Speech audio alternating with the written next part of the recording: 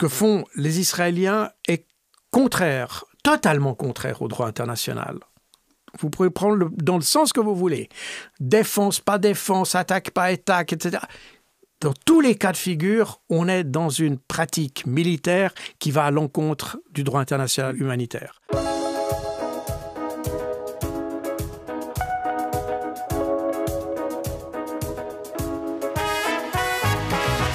Bonjour à tous et bienvenue à un nouveau numéro de Contact qui vous est présenté encore cette semaine de notre studio parisien. Avec nous cette semaine, Jacques Beau. Bonjour. Bonjour. Qui était à ce microphone il y a quelques semaines à peine. C'était pour parler de l'Ukraine et de ce qui était votre plus récent livre consacré à l'art de la guerre russe. Alors, on change cette fois-ci de théâtre d'opération avec votre plus récent livre, Opération Déluge d'Al-Aqsa, La défaite du vainqueur, c'est le sous-titre. On comprend que nous sommes au Proche-Orient, à Gaza, bien entendu. Pour ceux qui ne vous connaissent pas encore bien, vous êtes colonel, chef d'état-major, ancien agent au service secret suisse, et aussi chef de la doctrine des opérations de maintien de la paix à l'ONU pendant quelques années. Vous avez aussi travaillé à l'OTAN. Je montre la jaquette, la couverture de votre plus récent livre. Rebonjour, mais surtout, Monsieur Beau, première question, est-ce que vous dormez la nuit? C'est une bonne question. Beaucoup de gens m'ont posé la question parce que le nouveau livre qui est là a 460 pages, donc on est sur quelque chose d'assez volumineux. Je me demande, vous savez, j'applique le principe de Napoléon qui disait « le jour a 24 heures et si ça ne suffit pas, il y a encore la nuit ». Donc, vous avez fait en sorte que ces nuits soient mises à profit, quoi. Alors, j'utilise à peu près tout. Donc, j'ai beaucoup travaillé sur cette question, mais j'ai un peu triché, si on peut dire, parce que je m'attendais à ce que quelque chose éclate en Palestine et j'ai commencé le livre juste avant que l'opération commence. Donc vous avez une longueur d'avance. J'avais une longueur d'avance et d'ailleurs, c'est ce que m'a rappelé l'autre jour. J'étais à Genève pour une conférence et il y a un étudiant qui j'avais donné au mois d'octobre, le 3 octobre, une conférence à l'Université de Genève. C'était sur l'Ukraine, hein, mais un étudiant était venu me poser la question, ce que je pensais de la situation au Moyen-Orient, et je lui avais dit qu'on était sur le point d'avoir quelque chose de sérieux qui pourrait peut-être mettre en question l'existence d'Israël.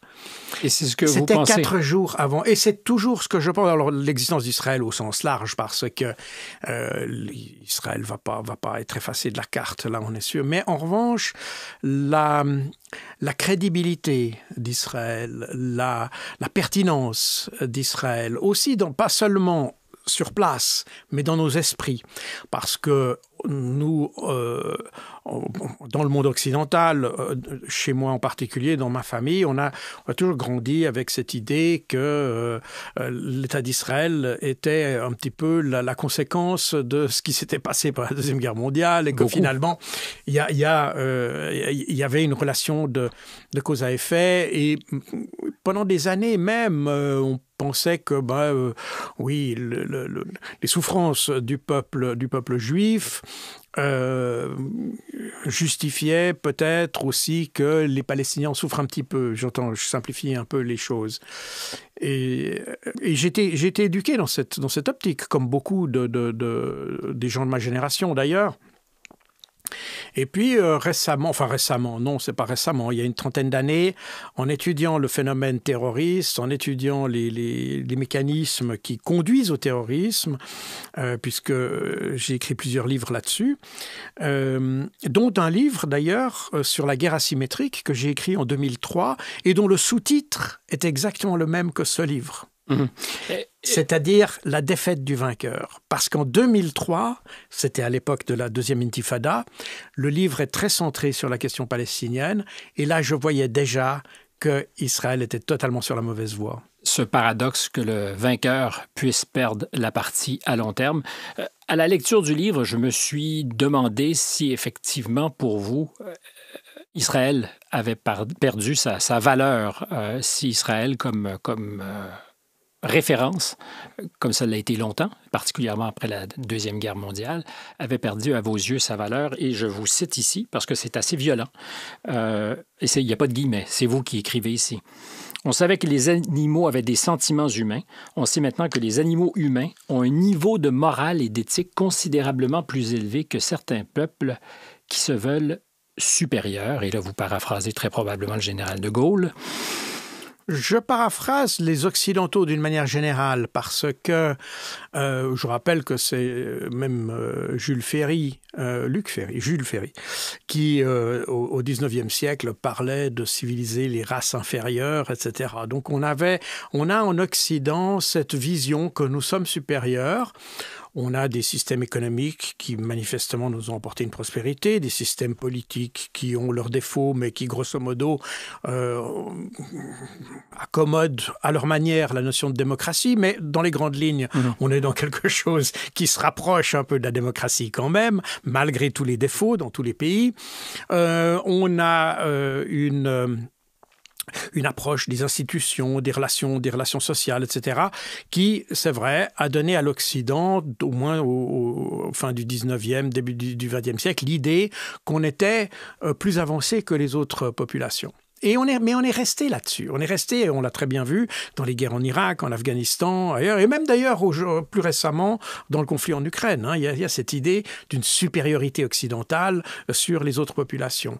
Et c'est pas simplement une vue de l'esprit, puisque beaucoup l'ont écrit, et puis vous savez même en Ukraine, d'ailleurs, il y a des gens que j'ai évoqués dans mes livres, d'ailleurs, sur l'Ukraine, qui sont proches du pouvoir, mais qui écrivent, qui parlent d'une supériorité raciale. Donc, l'idée de supériorité, elle est là.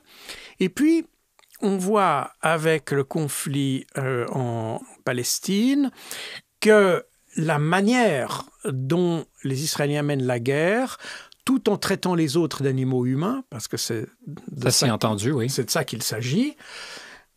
Alors, on traite les autres d'animaux humains, mais on se comporte pire que ce que pourrait être un animal humain. Donc là, on voit tout d'un coup le paradoxe de cette arrogance occidentale, parce que les Israéliens sont en réalité des Occidentaux. C'est pas les Israéliens modernes sont des Occidentaux. Ils ont apporté d'ailleurs cette mentalité occidentale au Moyen-Orient, et on voit d'ailleurs les différences qu'il y a de ce point de vue-là dans l'approche des choses, dans la vision du monde, dans la manière d'aborder les relations internationales. On voit que on est dans une perspective très occidentale. Et puis, quand on regarde la manière, et je l'évoquais à propos des otages qui avaient été libérés par les gens du Hamas, et ces gens qui ont été libérés, ces femmes qui ont été libérées, c'est surtout des femmes, quelques jeunes, mais surtout des femmes, elles ont souligné le respect, la prévenance même de leurs geôliers. Et ça permet quand même. Alors, vous allez me dire, on peut qualifier ça de différentes manières. En tout état de cause, ça montre que ceux qu'on considère comme inférieurs sont capables de se comporter comme des gens dignes. Ou qu'ils se préoccupaient de leur communication et de ce qu'on dirait. C'est possible. Mais voyez, nous aussi, on se préoccupe de notre communication et pourtant on ne le fait pas. Vous m'avez interpellé avec ces pages consacrées justement au bon traitement des otages, parce que je me suis mis à douter de moi. Et j'ai essayé de trouver des témoignages d'otages furieux, disant « ça s'est très mal passé ». Alors, il y en a qui disent « après un certain temps, nos conditions se sont détériorées oui. ». Et c'est probablement proportionnel aussi à ce qu'étaient les conditions à Gaza. Mais j'avoue que j'ai essayé de prendre le contre-pied, parce que ça m'a provoqué un peu quand j'ai lu dans votre oui. livre cette espèce de série de témoignages, tous oui. plus, je ne dirais pas élogieux. Non, pas élogieux, mais qui montrent que, disons, qui vont à l'encontre du narratif qu'on a essayé de faire circuler ici, parce que cette guerre, la guerre qu'on voit actuellement à Gaza, elle a en commun, notamment avec celle qu'on a en Ukraine, qu'un côté fonde sa stratégie, base sa stratégie littéralement sur un narratif. Donc Israël. En l'occurrence, c'est Israël. Comme d'ailleurs, du côté en Ukraine, c'est l'Ukraine. Et on voit d'ailleurs une différence. C'est des choses que j'ai détaillées, j'ai fait dans les deux ouvrages, celui-ci et puis l'ouvrage précédent sur l'art de la guerre russe. J'ai fait une sorte d'analyse des facteurs, des éléments, des facteurs stratégiques, n'est-ce pas, de réflexion, selon Clausewitz. Et de reprendre ce qu'est le centre de gravité, au sens clausewitzien du terme, etc. Et on s'aperçoit que soit pour les Israéliens, soit pour les Ukrainiens, c'est le narratif qui est central. Parce que sans le narratif, il y a des choses que vous ne pouvez pas faire. Les Ukrainiens, sans le narratif, ils n'ont pas le soutien des Occidentaux. Pour Israël, c'est la même chose. Sans le narratif, ils ne peuvent pas mener le type de guerre qu'ils mènent contre la population de Gaza, et ils n'auraient pas le soutien des Occidentaux pour le faire. Donc le narratif est devenu une pièce centrale de la stratégie. On est un peu au-delà de la communication, on est vraiment... parce que dans la perspective... en général, quand on parle comme ça de guerre d'information, tout ça, on ne le voit pas. On le fait comme quelque chose, la propagande, comme on le voyait peut-être pendant la Deuxième Guerre mondiale. C'est-à-dire, il y a la propagande d'un côté, et puis il y a les opérations de l'autre. Ici, on a le même phénomène en Ukraine qu'à Gaza, c'est-à-dire que le narratif, et j'emploie le terme narratif parce qu'il est plus large. Quand on dit propagande, je sais que pour beaucoup de gens, narratif, propagande, c'est la même chose. Pour moi, propagande, c'est une chose extrêmement précise. Ça vient du terme c'est propaganda, n'est-ce pas, en latin, c'est-à-dire ce qui mérite d'être propagé. Donc, la propagande, en réalité, techniquement parlant, c'est le fait de mettre en valeur vos éléments positifs. Vous faites de la propagande quand vous faites de la publicité pour une station de ski, par exemple. Vous allez dire qu'on a des belles pistes, etc. C'est de la propagande au sens littéral du terme, c'est-à-dire que vous propagez ce qui mérite d'être propagé et vous ne propagez pas ce qui ne mérite pas de l'être. La bonne parole, quoi. C'est pas seulement la bonne parole. Vous mettez en valeur vos côtés positifs. C'est la même chose probablement dans nos CV, etc. On fait aussi une manière de propagande parce qu'on propage ce qui nous valorise. Par rapport au narratif, donc. C'est inclus dans le narratif. Et puis, il y a une partie du narratif qui est composée de désinformation aussi. Et là, on est sur le fait de fustiger l'autre, de dire ce qu'il ne fait pas ou ce qu'il fait, ou ce qu'il fait, ce ne serait pas de la désinformation, a priori, ce serait plutôt une propagande. Mais ce que je veux dire par là, c'est que, indépendamment on ne va peut-être pas entrer dans trop de terminologie, mais le narratif est devenu vraiment la pièce centrale de la stratégie. C'est-à-dire que ce qui se passe dans le terrain dépend de ce que vous racontez, et non pas l'inverse.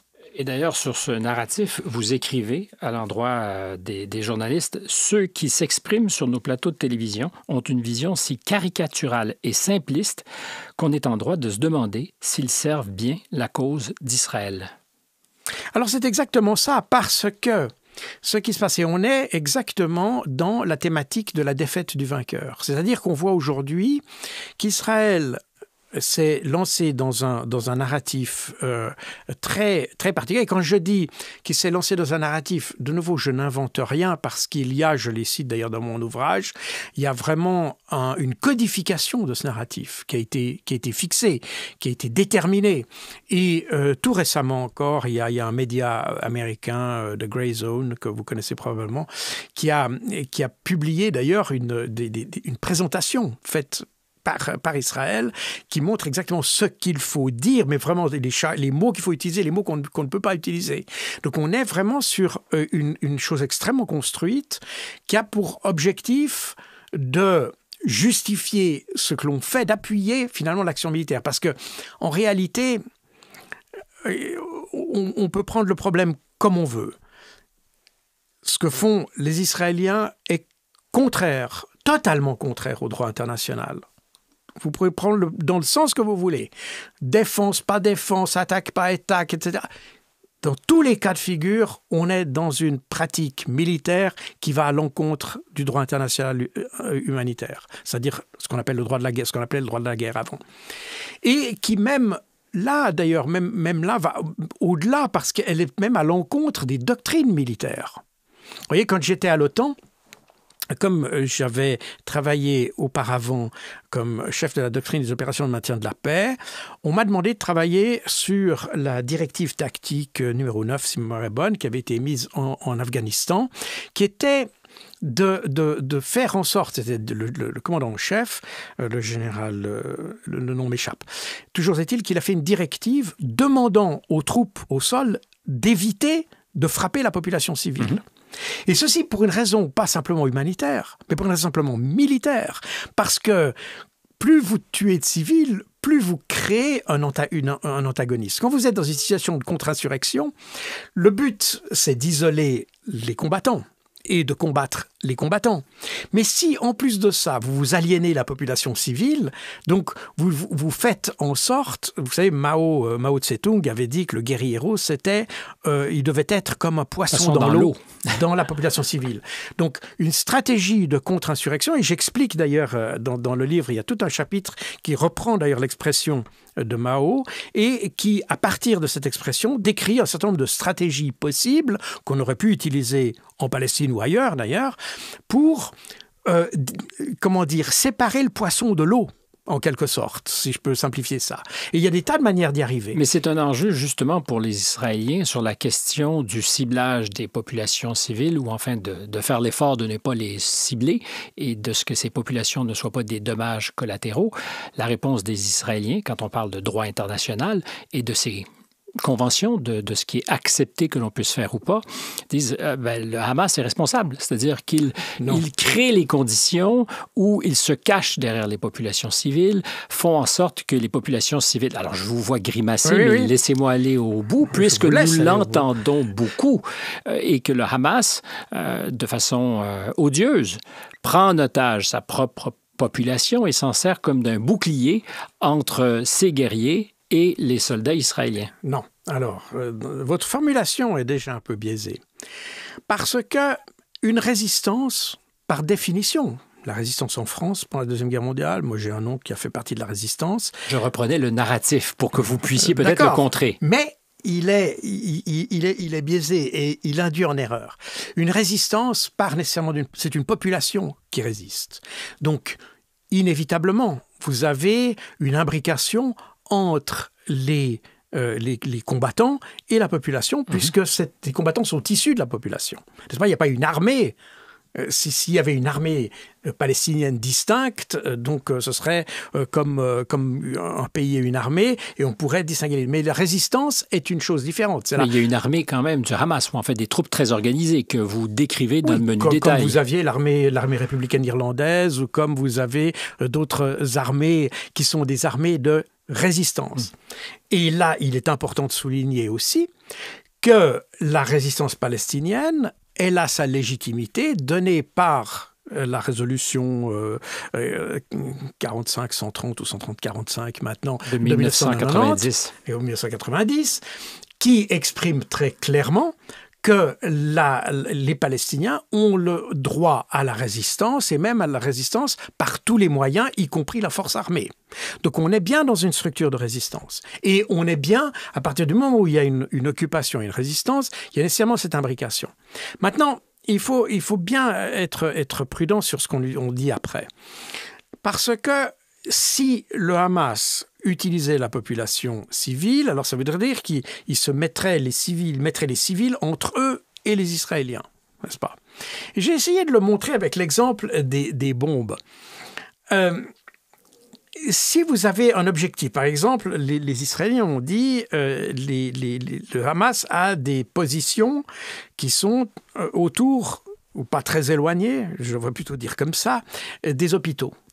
Alors, quand on connaît le degré de précision qu'on peut avoir avec une bombe guidée, par exemple, la précision d'une bombe guidée, pour donner cet exemple, je vais plus dans les détails évidemment dans mon livre, elle est d'ordre de 4 mètres. 3-4 mètres. Donc très précis. C'est très précis. Et d'ailleurs, quand les Israéliens ont voulu toucher M. Al-Arouri à Beyrouth, ils ont employé une bombe qui a touché exactement son appartement. Donc, on arrive à viser une personne ou un chef du Hamas directement avec une bombe, si on veut. Si les Palestiniens utilisaient la population comme bouclier humain, ils auraient tout le monde à l'intérieur d'un rayon de 4 mètres, puisque c'est le degré de précision des bombes. Je simplifie le propos. Un peu, oui. Non, mais en gros, c'est ça. C'est parce que c'est ça le principe. Vous comprenez, si vous prenez un otage, même prenez l'exemple du Far West, du gars qui prend la jeune fille en otage avec le pistolet. Il prend l'otage de telle sorte que même un tireur en face de lui ne puisse pas distinguer entre lui et la femme. Si la femme en otage était à 3 mètres, ce ne serait plus un bouclier humain. Même s'il disait « je vais la tuer », mais vous voyez ce que je veux dire. On n'est plus dans la même situation. Et c'est la même chose ici.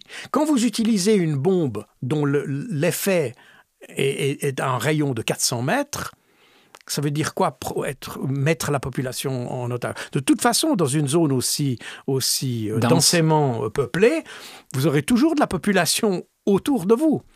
Le tout, c'est que quand vous placez une position, par exemple une position de tir de roquette ou que sais-je, ce serait d'utiliser l'utiliser un bouclier, ce serait de mettre cette position sur le toit d'un hôpital ou bien vraiment contre l'hôpital.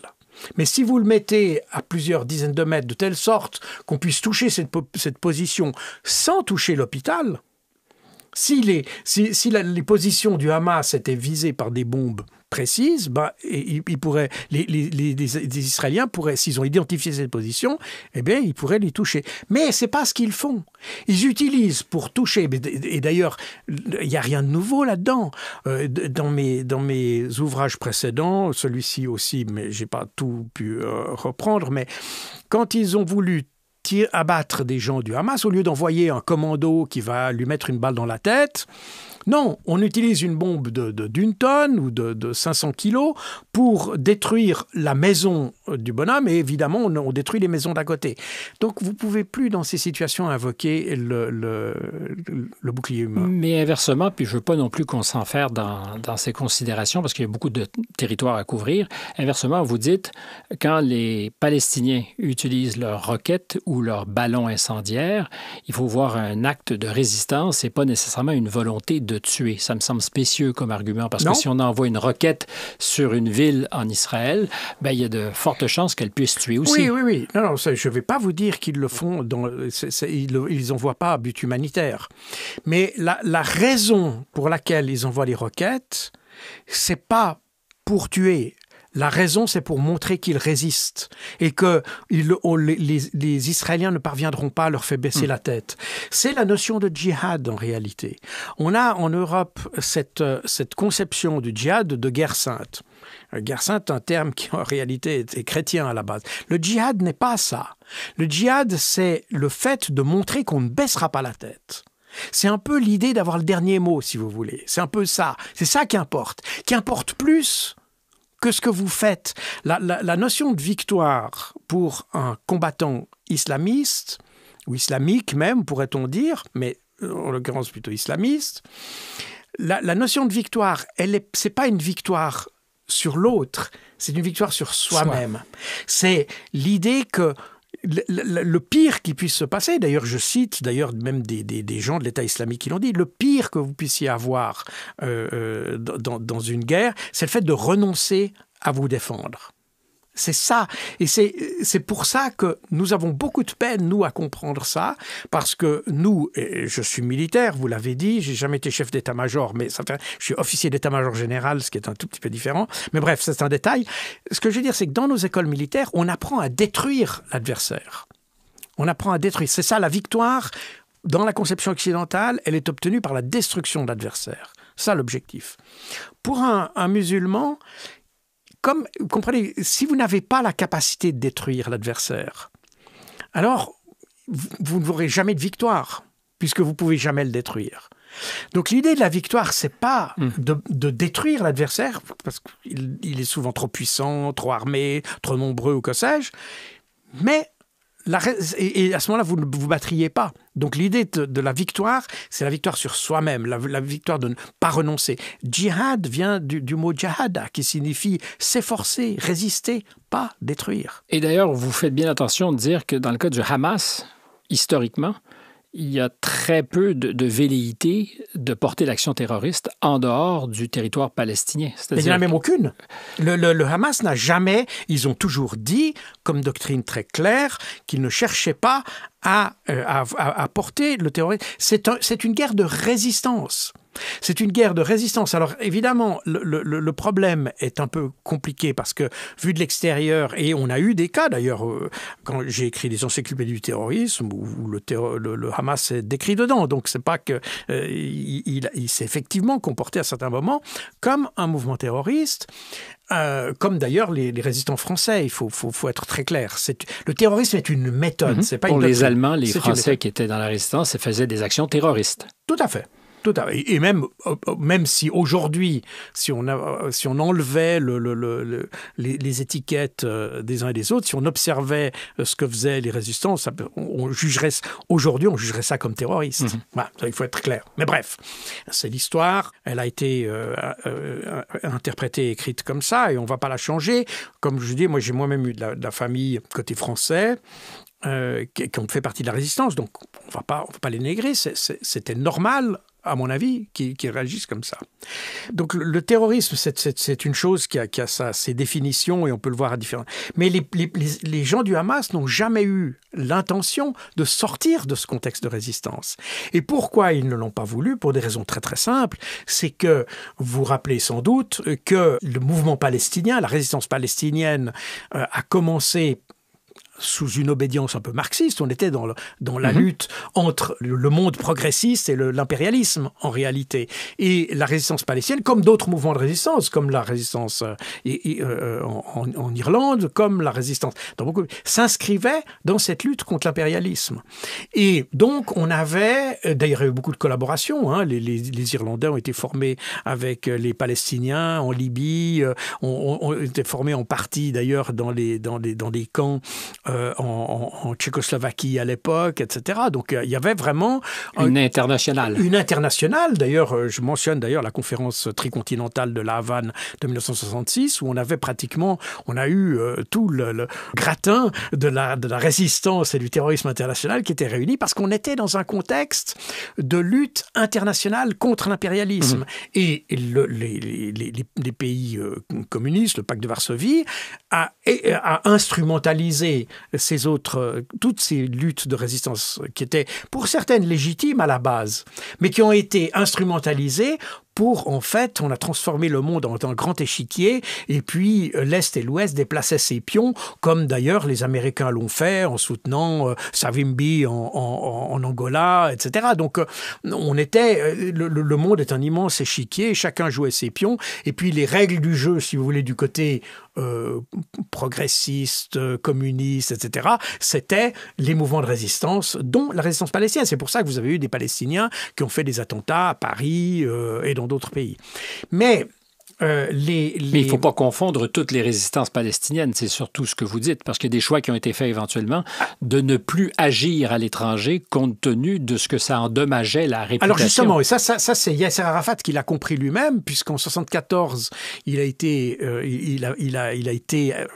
invité à l'Assemblée générale des Nations Unies, donc c'est un peu la consécration d'une certaine manière, et là il réalise que le terrorisme international lui porte préjudice plus qu'autre chose. Donc il ne faut pas s'aliéner la communauté internationale, et donc le terrorisme doit être concentré sur la phase de résistance, si vous voulez, à l'occupation israélienne. Et à partir de ce moment-là, vous avez d'ailleurs tous les mouvements palestiniens. En 1974, le Hamas n'existe pas encore. Il existe des mouvements d'obédience plutôt nationaliste islamique, mais on est au balbutiement à ce moment-là. Toujours est-il que la résistance palestinienne a réduit son champ d'action, si vous voulez, vraiment aux zones occupées par Israël. Et le Hamas en fera un élément de doctrine, pour éviter justement de s'aliéner le soutien des autres pays arabes et le soutien du monde en général. Vous soulignez justement sur ce qui anime le Hamas quelque chose qui est peut-être mal compris, sciemment ou non, parce que notre perception généralisée, c'est que le Hamas ne reconnaît pas à Israël le droit d'exister, et que tant et aussi longtemps qu'on est dans une pareille posture intransigeante, il est impossible donc de négocier quelque entente que ce soit. Or, vous suggérez, comme Israël n'a jamais officiellement confirmé ce qu'étaient ses frontières, le Hamas ne veut pas et ne peut pas reconnaître un État dont les frontières, pour eux, ne sont pas connues. Tout à fait. Alors, il y a plusieurs choses là-dedans. Il y a plusieurs choses dans votre question. Tout d'abord... Mais est-ce qu'on n'est pas quand même au cœur du contentieux beaucoup? On est beaucoup... Non, oui, tout à fait au cœur, mais c'est un ensemble. Tout d'abord, dans le narratif occidental, on vous dit que le Hamas veut pas reconnaître Israël, veut détruire Israël, etc. Alors déjà, il faut bien se mettre d'accord là-dessus. Tout ce que nous disent les médias traditionnels, mais vraiment tout ça... 100% pratiquement, il vous parle de la charte du Hamas de 1988. Et non pas celle de 2017. Et non pas celle de 2017, qui est beaucoup plus politique et que tout le monde, parce que quand cette charte a été publiée en mai 2017, tout le monde a reconnu que le Hamas avait rompu avec l'idéologie, totalement rompu avec l'idéologie des frères musulmans, qu'on reconnaissait l'existence d'Israël, etc., etc. Et quand vous dites tout le monde, ce sont les mêmes qui même aujourd'hui... les Occidentaux. Oui. Même ceux qui aujourd'hui vous disent que... Oui, c'est exactement... Parce que vous me suivez, vous dites aujourd'hui... Je parle des analystes. Oui, je parle des analystes, je parle des gens sérieux. Je ne parle pas des gens qui sont restés... Il y a toujours des gens qui sont restés sur des narratifs parce que le but, c'est d'avoir un méchant qui est très méchant. N'est-ce pas? Mais la réalité est que le Hamas a modifié sa charte... n'a pas simplement modifié, il l'a remplacée, à vrai dire, en 2017 par une autre charte qui laisse la porte ouverte à la reconnaissance d'Israël. Mais, et là viennent les questions de fond que vous évoquez, il y a plusieurs choses. Tout d'abord, il y a le fait que l'existence même d'Israël est basée sur l'origine de cette existence, est basée sur la résolution 181 des Nations Unies de 1947, qui d'ailleurs ne créait pas un État juif seulement, mais enfin même 3 États, pourrait-on dire, parce qu'il y a Jérusalem. Parce qu'il y a Jérusalem qui est sous mandat international, un État juif et un État arabe. On ne parle pas d'Israéliens, etc., puisqu'Israël n'existait pas. Donc un État juif, un État arabe, on ne parlait pas non plus de Palestiniens, notez bien, on parle d'un État arabe, un État juif et Jérusalem. Donc 3 entités. Mais l'Assemblée générale des Nations unies n'a pas le pouvoir de donner du territoire à quelqu'un. N'est-ce pas? On vous voit souvent cette carte où on voit la répartition des terres. Ça n'était pas que l'Assemblée générale donnait cette terre aux uns et aux autres. Elle n'a pas le pouvoir de le faire. Ne serait-ce déjà qu'à cause de sa charte qui donne la prééminence de l'autodétermination des peuples. En revanche, c'était une proposition qui devait servir de base à des consultations populaires. Et il devait y avoir au moins 2 consultations populaires. La première devait aboutir à l'abolition de l'État de Palestine. Parce qu'en réalité, la Palestine mandataire, c'est pas simplement une figure de style. Entre 1921 et 1948, il y avait un État de Palestine. Et Golda Meir dit même à un moment « je suis palestinienne ». Et il y avait même une délégation palestinienne aux Jeux olympiques de 1936 en Allemagne. Voilà, tout à fait. Donc il y avait effectivement, il y a un comité olympique palestinien, etc. Donc on est il y a vraiment un État palestinien qui existe. Alors il est sous tutelle britannique, mais il existe quand même. Il y a un passeport palestinien, etc. Et en 1947, il y avait 2 visions, si vous voulez, qui s'opposaient.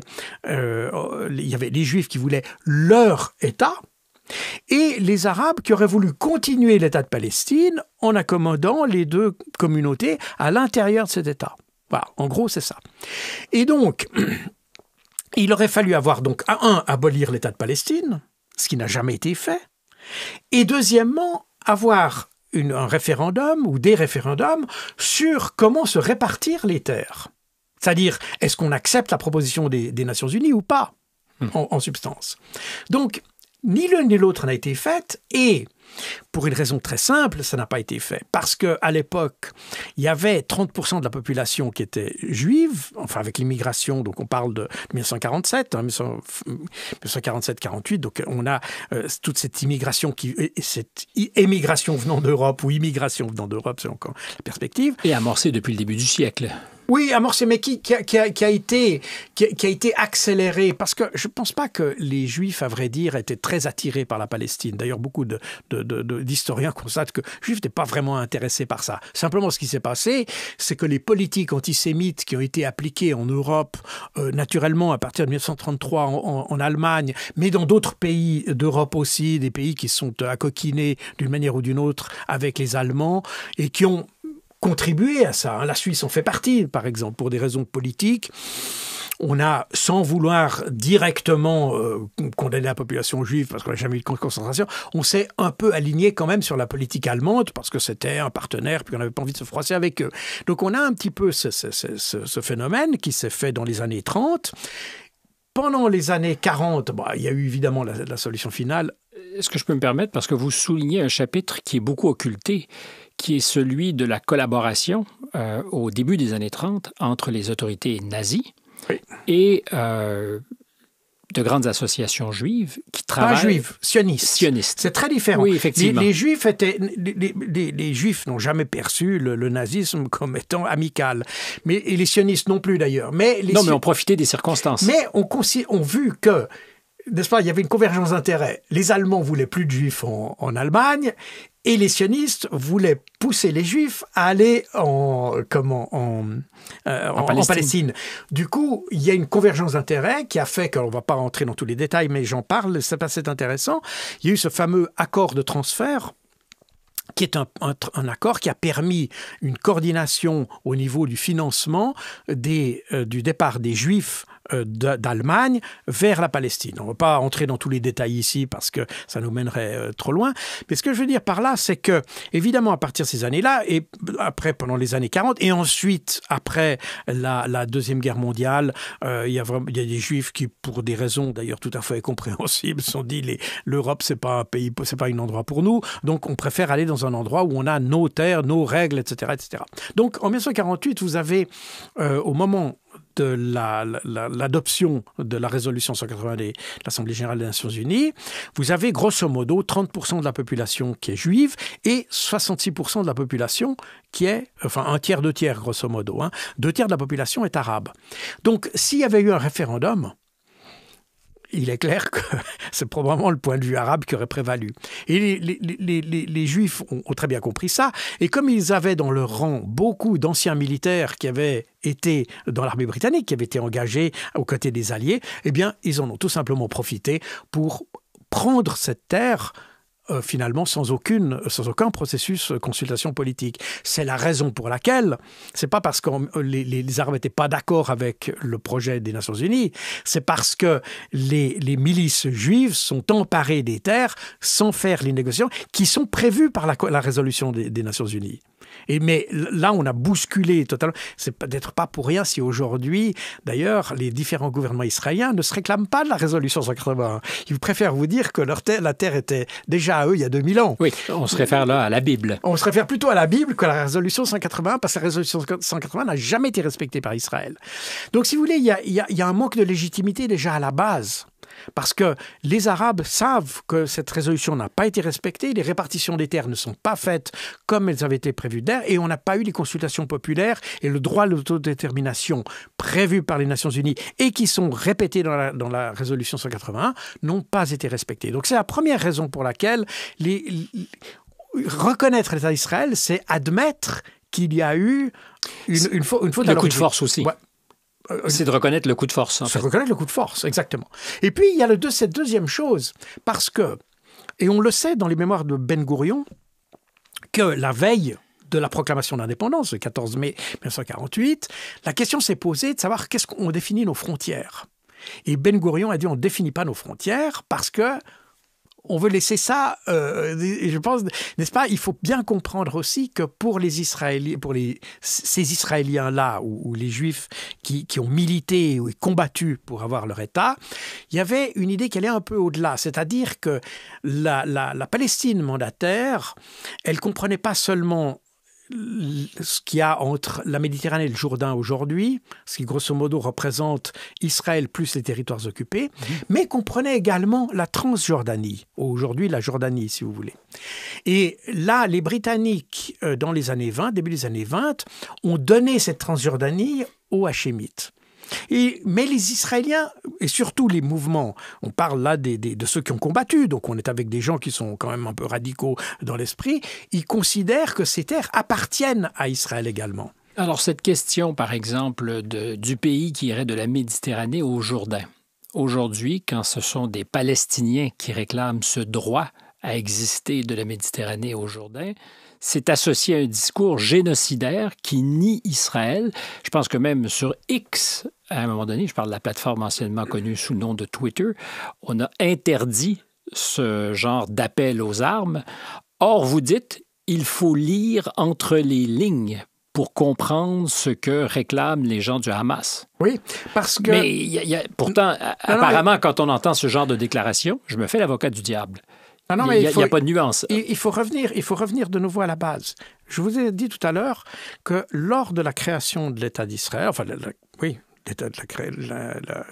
exactement, avec la résolution 181, il y avait deux optiques qui s'étaient dégagées. Celle des Juifs qui voulaient leur État à l'exclusion de la population arabe, et puis les Arabes qui auraient préféré un État de la Méditerranée au Jourdain dans lequel coexistaient les deux populations. C'était ça la vision, c'est-à-dire conserver... Sachant aussi qu'ils étaient numériquement à cette époque favorisés. Non, d'accord, on est d'accord avec ça. Chacun y voyait évidemment son avantage, bien entendu, ça c'est évident. Mais c'était l'optique, si vous voulez. Il y avait cette idée qu'on pouvait coexister sur la même surface de terre, alors que la vision juive à l'époque était vraiment de distinguer entre les terres arabes et les terres juives. Voilà. Alors, quand aujourd'hui, les Palestiniens reviennent à cette idée, ils reviennent à l'idée qui était la Palestine d'origine, si vous voulez. C'est ça dans leur esprit. Parce que, d'ailleurs, quand vous lisez la charte du Hamas, ils ne vous disent pas qu'ils veulent une terre où il n'y a plus de juifs dedans. Ce n'est pas du tout ce qu'ils disent. Ils disent au contraire qu'ils sont tout à fait disposés à vivre avec les juifs sur cette terre. Le au contraire me surprend parce que j'ai jamais l'impression que le Hamas dit au contraire, nous aspirons à vivre. Non, ils disent pas au contraire, mais quand vous lisez, c'est pas du tout ça. Ils considèrent bien, il faut bien comprendre les choses. C'est des gens qui se battent contre une occupation. Donc cette occupation, quand vous battez contre une occupation, c'est que vous considérez à tort ou à raison qu'elle est illégitime. Donc on est dans cette logique-là, ça c'est évident. Mais la question est que c'est quand il parle de la Palestine, il n'y voit pas un État qui exclurait toute autre religion. D'ailleurs, il mentionne ni chrétien, ni juif. Donc, c'est pas un État qui est exclusif. Donc, admettons, par exemple, que le Hamas parvienne à faire exactement ce qu'il a en tête, c'est-à-dire un État de la Méditerranée au Jourdain. Ça ne veut pas dire que toutes les autres religions seront éjectées et seront renvoyées à la mer. C'est pas du tout ça. Ils admettent l'idée de vivre ensemble. Ça, c'est tout à fait clair. Est-ce qu'ils admettent l'idée qu'il puisse y avoir deux États? Ils admettent tout à fait ça, puisque on a, et je le mentionne d'ailleurs dans mon livre, depuis, vous comprenez, il y a l'idée de base, et c'est l'idée, le point de départ, si vous voulez, de la réflexion, c'est bien celui-là, c'est-à-dire revenir à cette idée de Palestine dans laquelle on vit, qui est un territoire palestinien dans lequel vivent des Juifs. Ça, c'est l'idée de base. Mais quand on regarde les déclarations qui ont été faites par les différents dirigeants du Hamas, et c'est cohérent, depuis 1987 pratiquement, mais surtout depuis le début de fin des années 90, on a un discours très cohérent qui dit on accepterait une répartition des terres selon les frontières de 1949, c'est-à-dire du 4 juin 1967, c'est-à-dire les frontières d'Israël. Avant la guerre des 6 jours. Juste avant la guerre des 6 jours. Voilà, exactement. J'interromps l'écoute de l'émission pour quelques secondes. C'est une promesse pour vous rappeler une fois encore de vous abonner à notre chaîne. Si ce n'est pas encore fait, ça fait toute la différence au monde. De nous aimer aussi, de nous liker. Les algorithmes nous ont à l'œil et vous pouvez faire la différence. Vous pouvez aussi nous suivre sur tous nos réseaux sociaux. On est loin du compte pour l'instant. Parce que le premier ministre israélien dit sans l'ombre d'un doute que pour lui, la solution en deux États est inopérante et que la démonstration de ce qu'elle est inopérante, c'est ce qui s'est passé en octobre dernier. Est-ce que le Hamas, en déclenchant son opération Al-Aqsa, a stratégiquement, parce que c'est un peu ce que vous dites dans le livre, gagné cette guerre, même si tactiquement, le coût est très élevé? Alors, n'est-ce pas, les Palestiniens, et d'ailleurs quand on lit la littérature palestinienne, on s'aperçoit que ce sont pas des gens qui se font des illusions. Ce sont des gens qui sont extrêmement réalistes, et probablement d'ailleurs presque plus réalistes que le sont les Israéliens. Ils se rendent très très bien compte de la situation, ils se rendent très très bien compte du rapport de force, ils se rendent très très bien compte pas seulement du rapport de force sur le terrain, mais du rapport de force régional et politique qui fait qu'ils n'ont pas le soutien et il n'y a pas les pressions, et d'ailleurs ils le constatent en plus journellement aujourd'hui, qu'il n'y a pas les pressions nécessaires pour qu'une solution à deux États telle qu'elle avait été imaginée en 1947, mais plus tard par les accords d'Oslo, etc., que personne n'est disposé à s'impliquer là-dedans. Pas même les pays arabes d'ailleurs, parce que la Jordanie ou l'Égypte, la Syrie a d'autres problèmes, et puis le Liban est trop faible pour le faire, mais disons les deux grandes puissances qui jouent Israël, qui seraient, enfin grande puissance, toute proportion gardée, la Jordanie et l'Égypte ne sont jamais vraiment inquiétés de ça, et puis l'Arabie saoudite, pour elle, c'est un problème qui est un peu éloigné quand même, à tort ou à raison. Et donc, les Palestiniens sont très conscients de cette chose-là. Mais d'un autre côté, ils voient que la pression qui s'exerce contre la population palestinienne s'accentue au fil des années, n'est-ce pas? C'est pas qu'on est dans un statu quo. Comprenez, l'occupation, et notamment en Cisjordanie, l'occupation croissante et qui a encore augmenté avec le nouveau gouvernement israélien qui est extrêmement à droite, extrêmement religieux, qui est dans le sionisme religieux littéralement. Donc c'est presque le plus radical. Le sionisme, c'est de là que je suis parti. Voilà, c'est ça. Le sionisme, et c'est pas le judaïsme. Le judaïsme, c'est une religion comme d'autres religions. Le sionisme est une doctrine politique. Et c'est une doctrine nationaliste qui utilise comme ciment, si vous voulez, la religion. Mais là aussi, les experts vous diront, et c'est pour ça que je le mentionne aussi, parce qu'il y a des sionistes chrétiens aussi. Joe Biden se définit comme sioniste chrétien, par exemple, comme Steve Bannon, le conseiller de Donald Trump, très controversé d'ailleurs. Donc on voit que le sionisme est une notion qui est un petit peu plus large, mais qui part toujours d'une idée politique, n'est-ce pas? Les sionistes chrétiens, ils associent ça, c'est quelque chose qui est très lié au mouvement évangéliste, etc. Quand on parle du sionisme juifs chrétiens, donc par exemple les membres du gouvernement de Netanyahou, on est évidemment sur du judaïsme très orthodoxe, etc. Bon, de nouveau, je ne suis pas théologien, je ne vais pas rentrer là-dedans. Donc on est sur une doctrine politique, ça c'est important. Et cette doctrine politique, elle vise à créer un État d'Israël. D'ailleurs, même moi, je me rappelle, j'habitais à New York et quand vous baladez, je travaillais à l'ONU, comme vous le savez, et devant le secrétariat de l'ONU, là, le grand bâtiment à UN Plaza, vous avez tous les matins, mais vraiment, tous les jours de l'année, vous avez des juifs orthodoxes qui manifestent contre Israël. Alors ils ont, c'est vraiment les juifs orthodoxes, donc ils ont ces habits traditionnels de la communauté juive orthodoxe, et ils sont là pratiquement tous les jours de l'année à manifester contre Israël, avec un signe, enfin le drapeau israélien biffé d'une croix rouge, etc. Parce qu'ils ont une autre interprétation de la Bible, et puis pour eux, la Bible dit autre chose, ou la Torah plus exactement, on devrait dire, dit quelque chose de différent. Alors, je ne vais pas entrer dans la discussion théologique ici, mais ce que je veux dire, c'est que même les sionistes, c'est pour indiquer que quand on parle de sionisme, on parle vraiment d'une doctrine politique et pas nécessairement d'une doctrine religieuse, même s'il y a des sionistes religieux. Mais là où nous étions tout à l'heure, c'est cette idée que peut-être qu'on est, après quelques mois de guerre, dans une situation où, objectivement, la cause palestinienne est Peut-être pas beaucoup plus avancé, en tout cas certainement avec un interlocuteur qui officiellement ne se gêne plus pour dire que la solution à deux États est inopérante.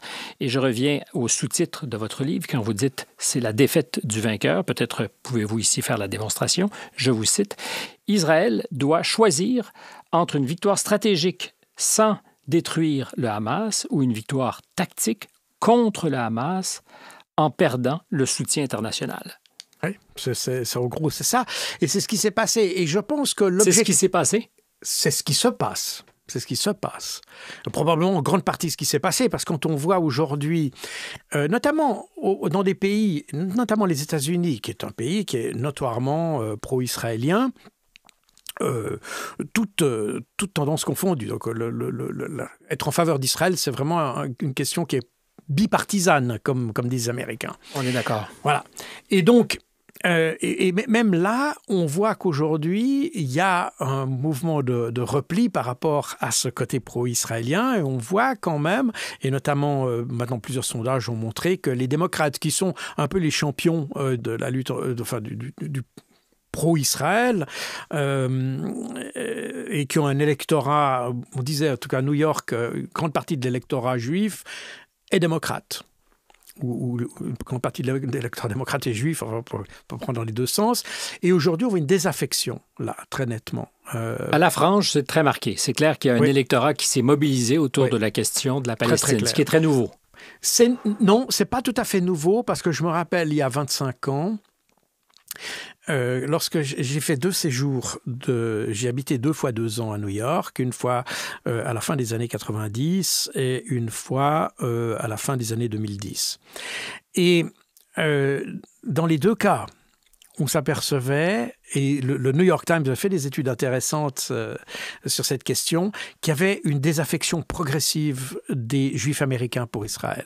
Et pas simplement parce qu'ils oubliaient Israël, mais parce qu'ils disaient Israël n'est plus en synchrone avec nos valeurs, ou les valeurs qu'on a aux États-Unis.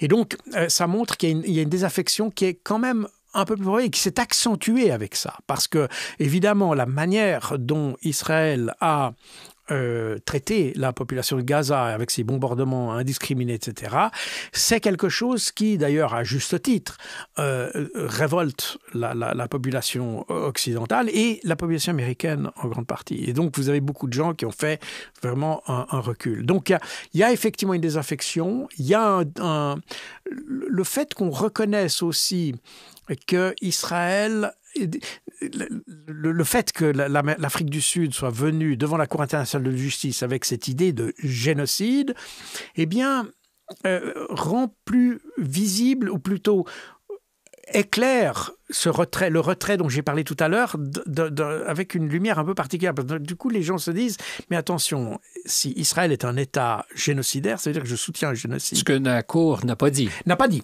Elle a dit plausible, et je le précise d'ailleurs dans le livre. Je reste là il faut être très clair sur les termes, il faut être précis aussi, parce que, de nouveau, le but du livre, c'est que j'ai écrit ce livre, non pas comme un partisan des uns et des autres, mais comme un agent de renseignement, si vous voulez. C'est-à-dire que... C'est une fiche technique? C'est un peu une fiche technique, à bien des égards. Mais j'ai eu quand même par moments cette impression qu'Israël n'avait pas beaucoup votre faveur, peut-être devant l'évidence. Non, pour des raisons, d'ailleurs, mais pour des raisons presque militaires en quelque sorte. D'ailleurs, je le décris très très bien. Je pense si Israël avait vraiment voulu, et c'était le but d'ailleurs de mon premier ouvrage il y a 20 ans, sur la même thématique, si vous voulez. À l'époque, on parlait plus de Cisjordanie que de Gaza. Cette fois-ci, on est beaucoup plus sur Gaza. Mais c'est la même thématique. Et je faisais les mêmes critiques. Mon livre d'il y a 20 ans, d'ailleurs, il y a beaucoup d'éléments du livre que j'ai repris, parce que on voit les erreurs d'Israël ont été simplement amplifiées depuis. Elles ont été simplement amplifiées. Quelles sont ces erreurs? Comme je dis souvent, ils ne chassent pas le terrorisme, ils chassent des terroristes. Et en chassant des terroristes, ils créent du terrorisme. C'est d'ailleurs ce que la CIA et les grandes agences de renseignement, aujourd'hui, au moment où on se parle, on est le 12 mars, disent. Nous sommes en train de nourrir plus que jamais des générations de terroristes. C'est exactement ce qui frapperont Israël, mais aussi les Américains, sans méfier, qui frapperont les Américains. Alors, c'est pas le même, parce que le terrorisme palestinien est vraiment sui generis. Donc, ils frapperont pas les États-Unis. Non, mais ce que les Américains disent aujourd'hui, c'est que l'appui des États-Unis à Israël risque d'engendrer des dommages collatéraux pour les Américains. Bien entendu. Notez que cette réflexion, on pouvait l'avoir en 2003 déjà, après l'intervention en Irak, et à la veille, mon livre en 2003 est sorti le jour de l'intervention américaine en Irak. Donc je ne savais pas encore qu'ils allaient attaquer, mais le fait est que depuis 2003, les Occidentaux ont fait exactement comme Israël en réalité. D'ailleurs, Israël, quand on leur dit « vous ne devez pas bombarder la population civile », les Israéliens vous disent très justement « mais on fait comme vous avez fait en Irak et en Afghanistan ». Et c'est vrai, on a fait ça. Et je reviens à ce que j'ai dit tout à l'heure, c'est que à l'OTAN, j'ai eu aussi cette tâche d'essayer de voir comment on pouvait réduire l'animosité, enfin, comment on pouvait éviter de s'aliéner une population si on voulait combattre des combattants, talibans ou autres, mais le faire en épargnant la population civile parce qu'on se met dans une posture stratégique défavorable si en plus on s'aliène de la population. Et c'est ce qu'ont fait les Israéliens systématiques. Ce qui d'ailleurs, cette stratégie-là, cette mauvaise stratégie, est aujourd'hui utilisée pour justifier ou documenter l'idée de génocide. C'est ça qui est... Alors là, donc ça se retournerait se retourne totalement contre les Israéliens. Et je l'avais dit déjà en 2003. J'avais dit il y a deux possibilités. Soit les Israéliens n'ont strictement rien compris, soit ils sont génocidaires. Mais est-ce que je ne vais pas l'utiliser ce mot-là. Mais est-ce que le Hamas a bien compris? Parce que cette idée de faire la démonstration devant tous qu'ils étaient capables de résistance, et on reviendra sur ce que vous dites de l'attaque du mois d'octobre, mais cette démonstration qu'ils font à tous, qu'ils sont toujours vigilants et prêts à se défendre, coûte très, très, très cher aux Palestiniens. Alors elle a coûté très cher. C'est un tribut très lourd à payer. Oui. Alors ça c'est vrai. Mais vous voyez... Il y a un moment, je pense, et je pense que c'est d'ailleurs, vous savez, il y a eu ces mêmes calculs qui ont été faits durant la Résistance, parce qu'en France, où on acceptait que les Allemands prennent des civils en otage et qu'ils fusillent 10 gens pour un Allemand tué, par exemple, ce genre de choses. Quand je dis accepter, c'est donc avec des guillemets, parce que c'est pas qu'on acceptait ça, mais on se rend compte qu'il y a un moment où conserver sa dignité a un prix et que, ma foi, le prix peut être élevé, mais qu'il y a un moment, il y a un choix à faire. Est-ce qu'on est prêt à se laisser faire, à continuer à se laisser faire sans réagir, et puis alors la population civile est épargnée dans le court terme, si vous voulez, mais on n'améliore pas notre solution dans le long terme, ou bien alors on réagit, et puis on prend le coup, mais d'un autre côté, on peut se lever, on a la tête droite. Et c'est là que vous avez eu une interprétation de ce qui s'est passé en octobre dernier qui est un peu différente de ce que vous avez appelé tout au long de notre conversation le narratif, où vous dites que c'était une opération militaire qui n'avait pas vocation à tuer des civils. Tout à fait. Mais vous comprenez que c'est quasi inaudible, parce que je vous dirais que tous ces jeunes qui fêtaient, par exemple, à ce festival de musique et dont de nombreuses victimes ont été ensuite comptées, n'étaient pas une cible militaire, ne pouvaient pas être associés à une cible... N'était pas une cible militaire. N'était pas. On sait que... Et d'ailleurs, c'est même là, je cite même dans le livre, parce que ce qui est la raison, je vous ai dit que j'écris ce livre un peu comme un agent de renseignement, parce que pour moi, l'important l'idée du livre, c'est pas de défendre une position ou d'une autre, mais c'est de nous apporter des éléments qui nous permettent de juger cette situation avec le plus d'impartialité possible. C'est possible? L'impartialité totale est jamais totalement possible, mais on doit pouvoir s'en approcher. Et surtout, on doit pouvoir s'en approcher au niveau des décideurs politiques, parce que on peut pas baser une politique simplement sur l'émotion. Alors, je sais qu'en France, c'est courant. Il y a une approche très, très intuitive, très romanesque de la politique, qui donne d'ailleurs des résultats assez curieux et même très contradictoires.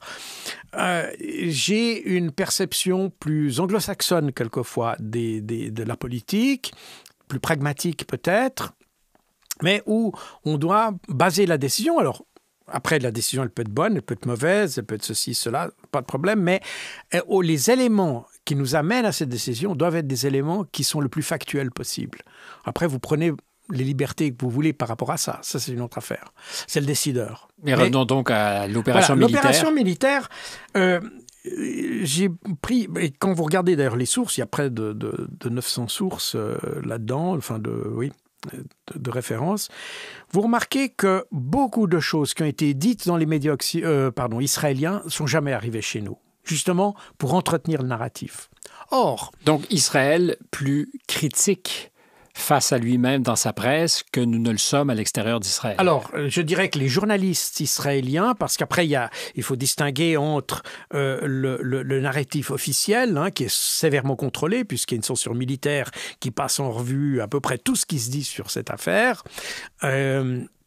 Donc, il y a un appareil sécuritaire et politique qui contrôle ça. Mais quand on regarde le travail journalistique qui est fait, on constate que malgré tout, en dépit de la censure, etc., vous avez des journalistes israéliens qui ont essayé de comprendre ce qui s'est passé. Et je pense à juste titre, parce que quand vous avez un problème d'une telle ampleur, eh bien, la première chose, si vous voulez le résoudre, c'est de comprendre les tenants et aboutissants. Et ça, vous ne pouvez pas faire l'économie de l'analyse des faits avant. Et d'ailleurs, on constate, on revient à la Rave Party ou le festival de musique, où la police israélienne a constaté que ce samedi matin, donc le 7 octobre est un samedi, la Rave Party aurait déjà dû être terminée la veille. C'est parce que, comme ça marchait bien, les organisateurs ont demandé à prolonger la fête, que les combattants pas seulement du Hamas d'ailleurs, mais il y a toute une série de mouvements palestiniens qui ont contribué à cette opération, mais ils se sont trouvés tout d'un coup confrontés à ces festivaliers dont le festival était adossé à une base militaire. L'objectif, c'est la base militaire qui était derrière, c'est la base militaire de Be'eri. De Reim, pardon. Mais ils sont donc un dommage collatéral de cette opération où ils se trouvent malheureusement encore sur place, auquel cas c'est un mauvais prétexte, c'est-à-dire qu'on aurait pu choisir de les épargner et dire on s'attaque qu'à la base. Mais ils ne se sont pas attaqués aux Palestiniens. Et d'ailleurs, on a même des témoignages qui ont paru dans la presse où on voit les gars du Hamas qui demandent, parce qu'ils sont un peu perdus quand ils arrivent dans cette fête, puis ils demandent aux festivaliers où le chemin de la base. Donc on voit bien que les Palestiniens n'avaient pas pour objectif Mais le résultat net est le même. Et je ne veux pas vous interrompre là-dessus, mais parce qu'il y a des gens qui vont vous écouter, qui vont dire « mais ça se peut pas, il y a tellement de victimes ». Oui, il y a tellement de victimes, mais alors après, il faut aller plus loin dans l'analyse. Il faut comprendre pourquoi il y a eu les victimes. Et... il y a plusieurs facteurs qui sont intervenus. D'abord, on est dans une confusion assez importante parce que dans ce secteur-là, il y a d'autres secteurs où c'est allé beaucoup plus facilement, mais ici, les Palestiniens sont trouvés confrontés avec tout d'un coup des gens qui devaient pas être là et qui auraient permis d'aller combattre. D'ailleurs, les Palestiniens sont allés se battre sur la base militaire de Reim après. Et là... d'ailleurs, c'est là où il y a eu presque les combats les plus durs. Et c'est là que vous avez même le commandant de la division de Gaza qui était sous terre, qui a demandé à l'aviation de bombarder même ses propres troupes. N'est-ce pas? Donc on est vraiment... Parce qu'il pensait que la situation était considérablement plus tragique, plus dramatique qu'elle ne l'était en réalité. Et ce que je vous dis là est apparu dans la presse israélienne. Il y a des journalistes, notamment du magazine Idiot Ahronot, qui ont fait toute une série d'articles d'ailleurs sur le déroulement de cette journée du 7 octobre. Donc on en a une image assez précise en Israël. C'est chez nous que ces articles n'ont pas du tout été transmis, ce qui fait que nous, on a toujours l'image d'un Hamas qui attaque des civils, et puis l'image s'arrête là. Après, on a 1400 morts, voilà. Il n'y a plus 1400 morts officiellement, c'est un autre chiffre. On y reviendra. Mais... donc, les Palestiniens se sont trouvés confrontés à ces gens-là. Le but des Palestiniens, et on le voit très bien d'ailleurs quand on regarde les opérations qu'ils ont menées, il y avait 25 objectifs militaires qui étaient visés. Celui de la Rave Party, eh bien, il était adossé à un de ces objectifs militaires. Dans les autres, ce qui s'est passé, et notamment dans la région des kibboutz, par exemple Be'eri, ce qui s'est passé, c'est que les Palestiniens voulaient vraiment attaquer les militaires, pas simplement pour les attaquer, mais pour prendre des prisonniers. Des otages. Alors, de nouveau, le terme d'otage et prisonnier, j'essaye de nuancer le propos. Quand vous battez avec des militaires, par exemple maintenant, actuellement, vous avez principalement des militaires qui sont encore détenus par les Palestiniens. On est avec des combattants. Donc, n'oubliez pas que c'est une organisation de résistance qui se bat contre un occupant. On a des militaires, ils se battent contre des militaires. Donc, vous préférez prisonniers dans les circonstances? Pour les militaires, on est avec des prisonniers. Pour les civils, là, on peut vraiment discuter la question. Les Palestiniens préfèrent utiliser le terme palestinien. Moi, je prétends que le terme otage est peut-être justifié pour les civils. Parce que les civils n'ont rien à faire avec ça, en principe. Donc, pour les civils, on peut parler d'otage, mais pour les militaires, ce sont les prisonniers. Et c'était ce que voulaient faire les Palestiniens. Pourquoi voulaient-ils le faire? De nouveau, on a tendance toujours à prendre les choses à face value. N'est-ce pas? C'est-à-dire à valeur nominale quand on voit... Mais il y a une raison pour laquelle les Palestiniens voulaient ça. Pourquoi? Parce qu'il y avait des négociations qui étaient menées en 2021 déjà pour la libération des prisonniers palestiniens détenus par Israël. Donc il y a à peu près, grosso modo, plus de 5000 Palestiniens qui sont détenus dans les prisons palestiniennes, dont plus de 1000 qui sont détenus sans charge même. Et en plus, il y a des enfants. Bon, pas d'accusation officielle. Voilà, c'est ça. Aucune charge. Pas d'accusation. Il n'y a pas de raison officiellement annoncée pour leur détention. Et souvent, d'ailleurs, alors ça c'est une parenthèse que j'ouvre, quand ils sont arrêtés, c'est en fait pour faire pression sur la famille. Voilà. Donc on est un petit peu dans une manière d'otage aussi de la part des Israéliens. Mais bref, on ne va pas entrer dans cette discussion-là, parce que vous prenez des gens sans acte d'accusation, donc qui n'ont pas commis de crime a priori, donc il y a autre chose derrière. Et effectivement, c'est pour faire pression sur la population palestinienne. Donc on est avec un otage. Donc cette politique de prise d'otage, si vous voulez, elle est vraiment partagée, là, en l'occurrence, des deux côtés.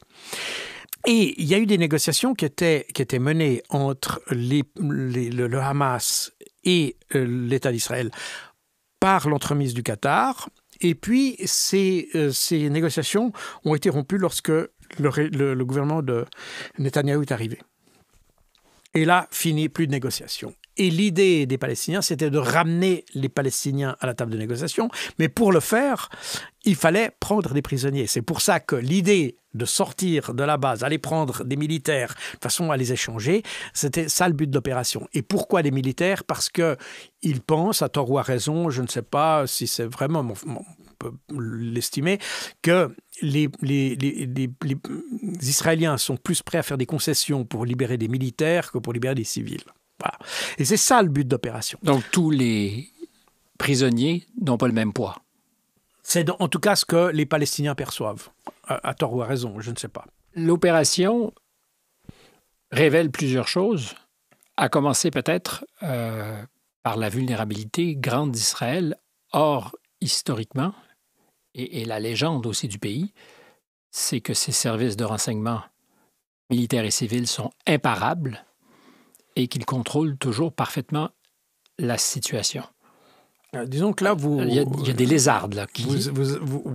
Vous allez un peu au-delà même du narratif officiel. Je ne fais que le caricaturer, mais pour comprendre peut-être aussi la déconvenue en octobre dernier. Non, alors, moi j'ai travaillé avec les services, j'ai travaillé un peu avec tous les services à l'époque, et on travaillait aussi avec les services israéliens. Donc, on sait un petit peu la manière dont ils travaillent. Alors, les services israéliens, les services de renseignement, bien sûr, sont des services qui sont, d'abord, ils sont orientés sur la menace qu'ils perçoivent, c'est-à-dire le terrorisme, les Palestiniens, etc. Et ça, c'est un domaine sur lequel ils sont incomparables parce qu'évidemment, ils ont leurs informateurs, c'est leur territoire, c'est leur réseau. Donc là, ils savent très, très bien qui est qui, etc. Ils savent qui est qui. Je ne suis pas sûr qu'ils arrivent toujours à bien comprendre comment tout ça fonctionne. Et là vient un deuxième facteur, parce que, n'est-ce pas, savoir qui est le chef de telle cellule, ça, c'est relativement facile. Et puis, savoir s'ils ont reçu des armes ou des choses comme ça, c'est relativement facile. Plus problématique est d'interpréter une doctrine de combat ou d'interpréter une stratégie, par exemple. Et là, les Israéliens n'ont jamais été très forts. Ils sont très forts dans la détection des terroristes, dans le suivi des terroristes, dans leur élimination. Ça, ils sont très très forts. Ils sont beaucoup plus difficiles, ils ont beaucoup plus de problèmes à comprendre comment pense l'adversaire. Ils ont sous-estimé leur adversaire dans le cas qui nous intéresse. Mais comme tout le monde l'a fait, en fait, ici, on cristallise nos remarques sur un territoire qui est très petit, qui est celui d'Israël. Mais en réalité, tous les services occidentaux font exactement la même chose. Tous les services occidentaux ont exactement les mêmes faiblesses que les services israéliens, c'est-à-dire que les services, surtout en matière de terrorisme, nos services, traditionnellement, les services de renseignement ont une généalogie plutôt militaire, où on évalue le terrain sur l'ennemi sur le terrain. Alors, pour simplifier, n'est-ce pas, un commandant russe, il réfléchit certainement à sa manière, etc. Mais ses chars avancent à peu près à la même vitesse que les nôtres, ils tirent à peu près à la même distance que les nôtres. Donc, si vous voulez, les conditions des uns et des autres fait que vous pouvez comprendre comment va agir l'adversaire sans même trop penser à sa propre manière de penser. Vous voyez, vous pouvez projeter votre propre perception des choses sur l'adversaire et vous dire, si moi je fais ça, il fera probablement ça. Voilà, c'est assez facile. C'est beaucoup plus compliqué quand vous êtes au Moyen-Orient avec des gens qui ont une logique différente. Et je reviens à ce qu'on a évoqué tout à l'heure sur la notion de victoire, par exemple. Quand votre notion de victoire, c'est d'écraser l'adversaire, mais que pour l'autre, sa notion de victoire, c'est simplement de résister, vous êtes dans exactement ce que j'appelle le conflit asymétrique. C'est pour ça que c'est asymétrique. C'est parce qu'il n'y a pas de symétrie dans la perception des éléments du combat. Résultat des courses, et je me rappelle de j'ai toujours, et je le mentionne d'ailleurs dans mon livre, cette couverture de The Economist en 2006, où, après qu'Israël ait totalement détruit le Sud-Liban, bombardé, créé des milliards de dégâts, vous avez dans la couverture de l'Economist, Nasrallah wins. Donc le Hezbollah gagne, en quelque sorte. Et ça montre exactement la différence de perception qu'ont les Israéliens. Ils ont de la peine à comprendre que les autres aient une autre logique de combat. Et c'est ce qui s'est passé. Donc, quand on a dit que les Israéliens étaient infaillibles, que leur service était, etc., on s'est beaucoup basé en réalité sur ce qui s'était passé en 1967. En 1967, et d'ailleurs jusqu'en 1967, on pourrait dire, les Israéliens ont toujours gagné et ils ont cette réputation d'invulnérabilité. Pourquoi ? Parce qu'ils ont toujours attaqué les autres, alors que les autres s'y attendaient pas. Alors, évidemment, vous jouez un peu sur du velours. 1948, j'ai évoqué tout à l'heure que l'armée israélienne était composée en grande partie de vétérans de la 8e armée britannique ou de l'armée britannique en général. Et c'était des gens qui étaient aguerris, qui avaient une expérience de commandement, du combat, etc. Et ils ont pu vaincre assez facilement les Bédouins. En 1967, on a eu à peu près la même chose parce que les pays arabes n'étaient pas du tout prêts à une guerre contre Israël. Israël a attaqué, donc ils ont eu très rapidement du succès. Le problème, c'est compliqué, par exemple, en 2006, où les Israéliens n'ont pas su évaluer la résistance du Hezbollah. Et déjà en 2006, d'ailleurs ça a donné lieu à des commissions d'enquête en Israël même, parce que les services de renseignement n'ont absolument pas perçu la résistance que pouvait offrir le Hezbollah, malgré les destructions. N'est-ce pas ? C'est d'ailleurs le même phénomène qu'on retrouve aujourd'hui à Gaza. Exactement le même. Alors sur un horizon stratégique, est-ce qu'aujourd'hui la victoire très destructrice d'Israël à Gaza pourrait marquer la fin stratégique de son ascendant dans la région? Alors aujourd'hui, c'est très nettement le cas parce que, d'ailleurs, il faut bien comprendre que déjà en 1950, maintenant j'ai la date, est-ce que c'est 51 ou 55, je le cite dans le livre, mais j'ai plus la date exactement en tête, c'est le jeune, celui qui avait qu'un œil... Moshe Dayan, exactement. C'est le jeune Moshe Dayan qui écrit l'embryon d'une doctrine qui est qu'il faut réagir très fort parce que Israël ne parviendra à finalement s'imposer par rapport aux pays qui l'entourent que s'il parvient à montrer qu'il est impitoyable. Et il faut inspirer la crainte. Ça, c'est une doctrine qu'on retrouve après dans les éléments doctrinaux, qu'on retrouve la doctrine Hannibal, la doctrine Daria, la doctrine Bethléem, que je décris dans mon livre, qui sont des doctrines utilisées aujourd'hui par les Israéliens. Mais Ces éléments doctrinaux sont basés sur l'idée qu'Israël doit inspirer la crainte. Et c'est comme ça qu'elle arrivera à s'imposer. Alors, ça marche jusqu'à un certain point, parce que à partir du moment où vous mettez le paquet pour créer la crainte, puis que ça ne marche pas, et que malgré tout, parce qu'aujourd'hui, au jour où nous parlons aujourd'hui à Gaza, l'armée israélienne ne maîtrise à peu près aucun secteur de Gaza. Donc ils sont un peu partout, mais ils n'en maîtrisent aucun. Votre prétention, c'est que le Hamas est encore assez bien organisé, contrairement à ce que disent les Israéliens. Alors, c'est une constatation même qu'on peut voir tous les jours, qui est naturellement, c'est contre ce que les Israéliens disent, mais là, en l'occurrence, c'est une réalité. Le Hamas continue à maîtriser le terrain. Et on voit très bien que les structures de conduite n'ont pas été détruites parce qu'on voit que les actions du Hamas restent très bien coordonnées, malgré tout. On constate que ces actions du Hamas sont toujours approvisionnées, donc ça veut dire qu'il y a toujours une logistique qui fonctionne. Ça veut dire qu'il y a toujours une conduite qui fonctionne. Ça veut dire qu'il y a aussi toujours des objectifs. Et on voit que c'est même ça va très loin.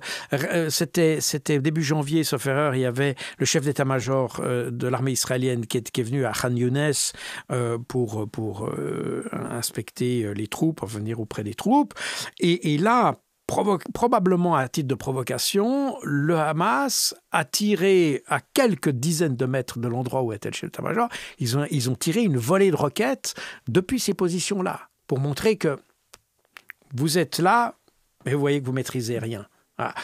Et ce phénomène-là s'est répété, on le retrouve dans plusieurs endroits, ce qui montre que les Israéliens payent un prix très fort d'ailleurs humainement, parce que c'est probablement aujourd'hui le conflit où l'armée israélienne a le plus de pertes qu'ils n'ont jamais eues, n'est-ce pas? Donc c'est quand même important.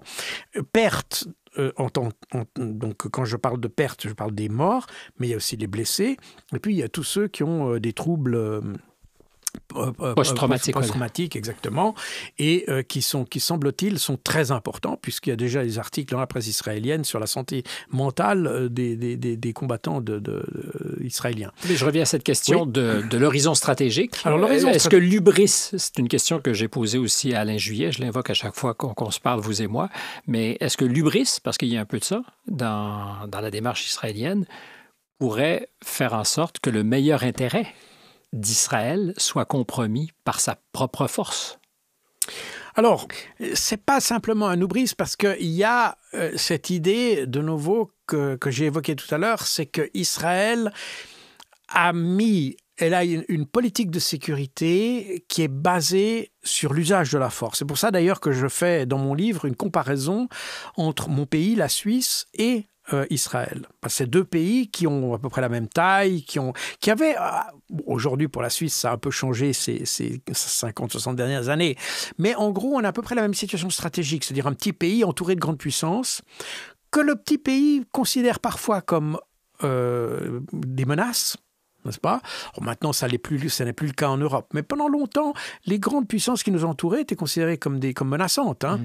Et donc, il y a une politique de sécurité qui s'est dégagée dans ces deux pays qui est diamétralement opposée.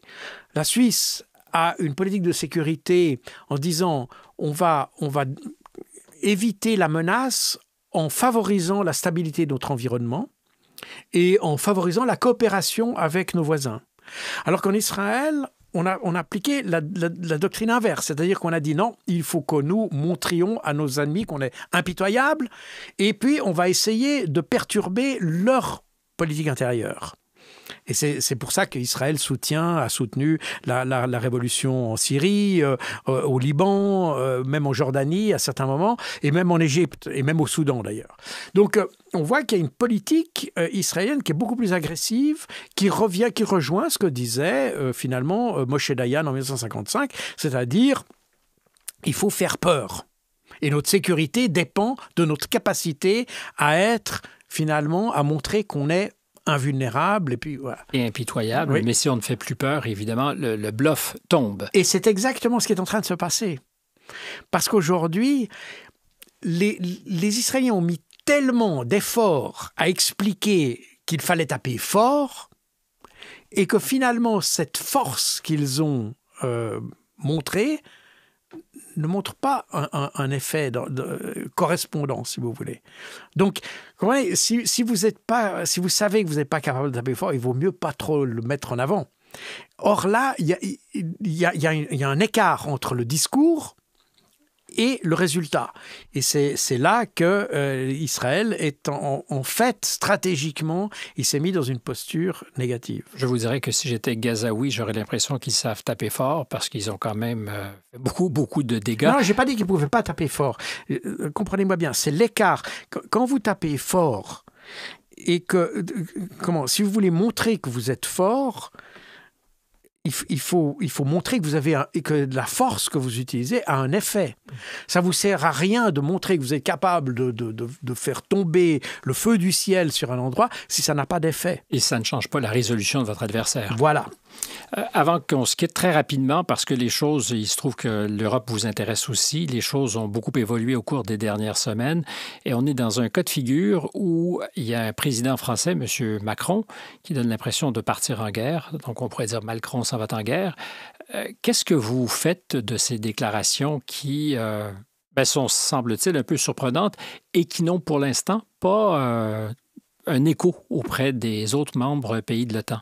Est-ce qu'il est le fer de lance de quelque chose qui pourrait changer?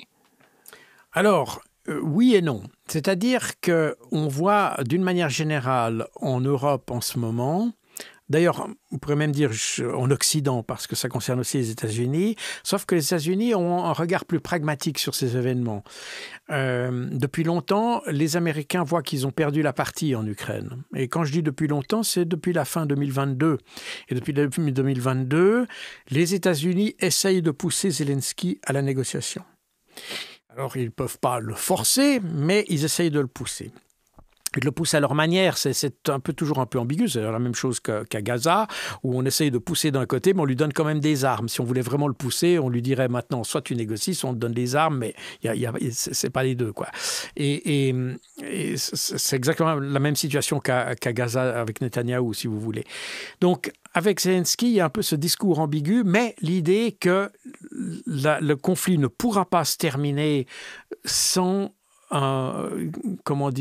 sans dommage sérieux à l'Ukraine et qu'il faudrait probablement commencer à discuter. Et d'ailleurs, tout ça n'est pas nouveau puisque j'avais à votre micro évoqué le rapport de Rand Corporation de 2019 qui disait déjà que l'application de la stratégie américaine pourrait conduire à une paix défavorable aux Ukrainiens. Donc les Américains savent qu'on est dans une voie sans issue et ils essayent. Les Européens n'ont pas encore réalisé ça pleinement et on est actuellement dans une espèce de protection du narratif d'une certaine manière. C'est-à-dire qu'on a dit on ne négocie pas avec Vladimir Poutine, bon, et on continue à se battre. Mais on n'a jamais fixé d'objectif, d'ailleurs. On ne sait pas vraiment quel objectif on cherche à atteindre. Comprenez, on voit cette idée en filigrane qu'à terme, les Russes devraient se retirer de l'Ukraine et il ne devrait pas y avoir comment dire,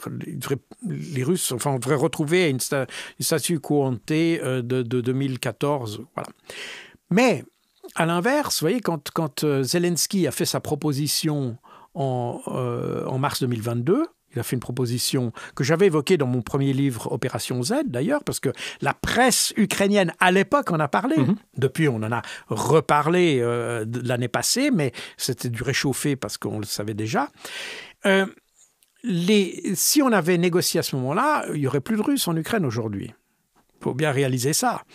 Donc, mais là, il est question de déployer des Français en Ukraine. Alors voilà, on est dans une fuite en avant. Donne. On est dans une fuite en avant, en quelque sorte. Parce que on voit les Européens ne veulent plus faire marche arrière. Ils disent on négocie pas. Et toutes les tentatives, y compris d'ailleurs celle du pape récemment, qui disait qu'on devrait lever le drapeau blanc de la capitulation, etc. Tout ça est violemment contredit en Europe, par les Ukrainiens aussi d'ailleurs, mais aussi par les Européens qui ne veulent pas négocier parce que pour eux, c'est toute leur politique des 2 dernières années qui s'effondrerait si tout d'un coup on négociait, parce qu'ils ont toujours dit pas de négociation avec la Russie. Bon. Et c'est marrant parce qu'aux États-Unis, on a congédié ni plus ni moins Mme Nuland, qui était aux manettes probablement la plus acharnée du côté ukrainien. Puis je dis congédié, même si elle a officiellement annoncé qu'elle prenait... Oui, mais la manière de le faire montre qu'on a effectivement Alors donc, comment expliquer que d'un côté, les Américains se résignent peut-être à ce que les jeux sont faits en Ukraine et qu'à Paris, il y a un président omnipotent, omnipuissant qui dit non, s'il le faut, nous irons seuls. Il n'est pas omnipuissant. C'était ironique. Il fait comme s'il était omnipuissant. De nouveau, il ne faut pas lui donner l'importance qu'il n'a pas. et on voit de toute façon qu'en Europe, les avis divergent. Néanmoins, le problème de cette position est qu'effectivement, il pourrait inciter d'autres pays à aller, si vous voulez, au-devant de leur propre narrative, parce qu'on est on est dans la fuite en avant, ni plus ni moins. Parce qu'on ne sait même pas pourquoi on enverrait ces troupes. Dans quel but? On ne sait même pas quel type de troupes, d'ailleurs. Donc on est dans quelque chose qui n'a ni queue ni tête, en réalité. Et je pense qu'il y a un problème qui est probablement un peu au-delà de la politique. On est probablement dans un registre plus personnel concernant Macron et Vladimir Poutine. Macron semble avoir été... parce qu'il y a un côté très individuel dans cette manière de réagir et beaucoup de commentateurs se disent qu'il y a un problème personnel. Et ce problème personnel, il est probablement lié au fait que Macron avait voulu se donner le rôle du sauveur de l'humanité en février 2022, en voulant faire une négociation de la dernière chance avec Vladimir Poutine. En réalité, le problème qui s'est posé à Macron, comme on l'a constaté, d'ailleurs je l'avais même écrit dans mes ouvrages précédents, le problème c'est que Macron n'a rien compris à ce conflit. S'il avait voulu l'éviter, il aurait déjà commencé par appliquer les accords de Minsk, mais ça, il ne les a pas lus. On le sait parce que dans la conversation qui a été enregistrée avec Vladimir Poutine, il montre par ses déclarations qu'il n'a pas lu, il ne connaît pas le contenu de ces accords. Donc c'est un gars qui n'a rien lu, il ne sait pas de quoi il parle, et puis il réagit un peu comme un enfant gâté en quelque sorte. Et Vladimir Poutine lui dit mais si même tu ne sais pas de quoi tu parles, on ne peut pas vraiment discuter. Et c'est un peu ce qui s'est passé. Et donc il y a probablement là une espèce de déception de la part de Macron et de son équipe, parce que nous on parle d'un président, mais quand on y réfléchit bien, c'est le système qui est derrière lui qui est aussi en cause, y compris les services de renseignement qui n'ont pas réussi à imposer une image de la situation qui soit de nature à éclairer la décision de Macron. Donc ça veut dire soit que Macron ne sait pas lire ce que les services lui ont dit, soit que les services ne sont pas capables de lui dire ce dont il a besoin. Mais en tout état de cause, ce qu'on constate, c'est que Macron n'avait pas la bonne image de la situation et que donc il n'a pas pu discuter valablement avec Vladimir Poutine. Et ça explique probablement aujourd'hui ce côté très passionnel, très émotionnel. Et ce ressentiment. Tout à fait. Jacques Beau, c'est sur cette idée du ressentiment qu'on ne veut pas dominant dans les rapports entre les États qu'on va mettre un point à notre conversation. Jacques Beau, c'est Opération Déluge d'Al-Aqsa, la défaite du vainqueur. Je vous rappelle donc ce livre qui sort aujourd'hui. Tout à l'heure, vous m'avez corrigé en me disant que vous n'aviez jamais été chef d'état-major. Alors sur votre bio, ça dit Jacques Beau est colonel chef d'état-major, si vous voulez voir. Ça dit chef d'état-major? C'est ce que ça dit. Donc vous parlerez avec l'éditeur. J'ai été induit en erreur par celui qui vous publie. Voilà, c'est tout pour cette semaine. Si vous avez envie de partager cet épisode, surtout ne vous gênez pas. Et il concède qu'il y a une petite erreur, c'est très marrant. Et puis, à la maison aussi, petit rappel à ce que notre équipe est toujours à la manœuvre. Jeanne Croteau à la réalisation et puis Marianne Grenon à la recherche. Stéphane Bureau, microphone. À nouveau, Jacques Beau, merci. Merci à vous.